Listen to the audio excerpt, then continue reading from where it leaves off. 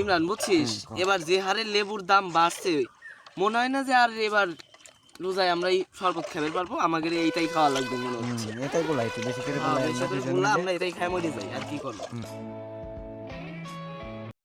রাফিয়াটা তো ভালোবাসি কিন্তু রাব্বাকে আমার ওর সাথে বিয়ে দিবে না, কি যে করবো বুঝতে। এটা আসের বাপ না? কাকা কেমন আছো কাকা? আরে কাকা ওবে করতেছিস কে? কবি তো কি হইছে?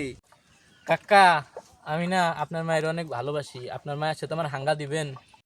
এ ফকিন্নির পুলা, তোর কি আছে তুই আমার মেয়ারে বিয়ে করবে চাস? ফকিন্নির বাচ্চা।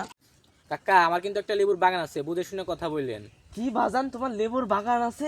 এই ইমরান তোর ইচ্ছারে তোর দিয়ে দেবো তাতে ऐसा मत करो मेरी जान।